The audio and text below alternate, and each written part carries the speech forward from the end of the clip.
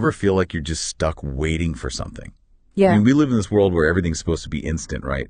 But some things, well, they just take time. It's true. And it's hard, especially when it's something you really, really want, Whether it's a goal you're working towards or something you've been praying for, waiting can be tough. Seriously tough. Yeah. But what if I told you that there's something that can actually make that waiting period not just bearable, but even productive? I'm listening.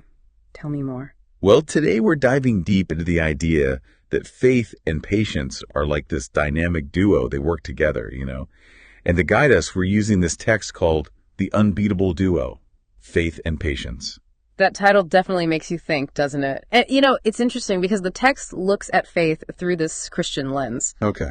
But the cool thing is, the ideas apply to pretty much everyone. It's about that universal human desire to believe in something bigger than ourselves, something that gives us hope, a reason to keep going. So it's not just about, believing in God then. Yeah. Not exclusively, no. It's broader than that. It's more about a deep trust in something. It could be a higher power, or it could be your own abilities, or even just the process of life unfolding. Interesting. The text actually defines faith as confidence that what has been promised will be fulfilled. So it's that deep down feeling that things will work out, even when you can't see the how or the when. I like that. It's like that feeling of certainty, Oh. Okay, I can definitely see how that applies to lots of different situations, not just religious ones. But where does patience fit into all of this? Right. So if faith is that trust, that belief, patience is what keeps you going when the going gets tough. Okay.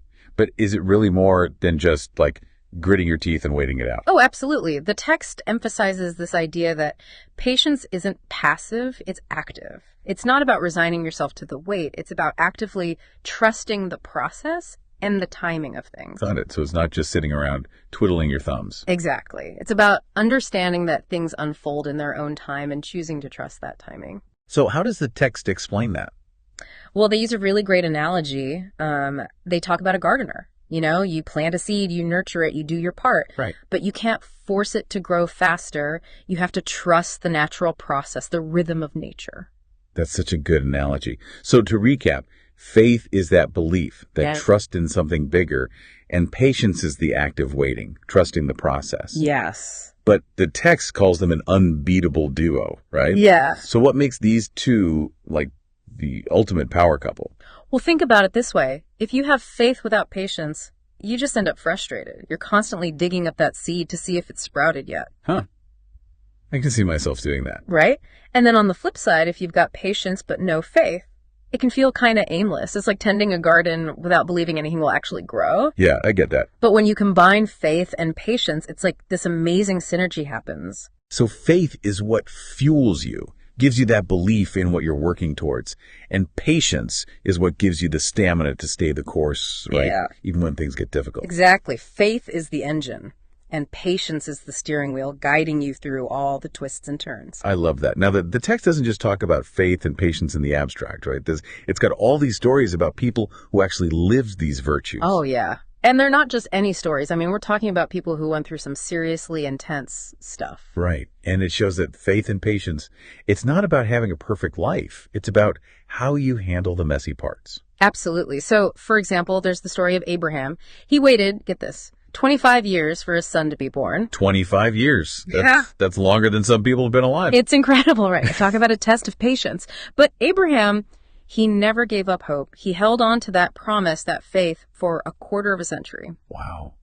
And then there's Joseph. Talk about a rough deal. He's sold into slavery by his own brothers, then wrongly imprisoned for years. Oh, I remember that story. Talk about a test of patience. Seriously. But through it all, Joseph, he never lost sight of his dreams. His faith was his anchor, and his patience allowed him to persevere until, well, let's just say things eventually turned around for him. Yeah, they definitely did. And of course, we can't forget the example of Jesus. According to the text, he faced incredible suffering, but he remained completely steadfast in his mission. Right. I think what's so powerful about these stories, even if you're not coming from a Christian background, is they remind us that holding onto faith, even when life gets really, really hard, can lead to amazing things. So inspiring. But I'm guessing some listeners might be thinking, okay, these stories are amazing, but what about me? What about my struggles? I'm not sure I have that kind of faith or patience. That's a really valid point, and the text acknowledges that. It asks this question, what are you waiting for? It's not just a rhetorical question. It's like a challenge to look at our own lives and figure out where we need to cultivate more faith, more patience. I like that. So what are those dreams you've put on hold? What are those situations that feel stuck?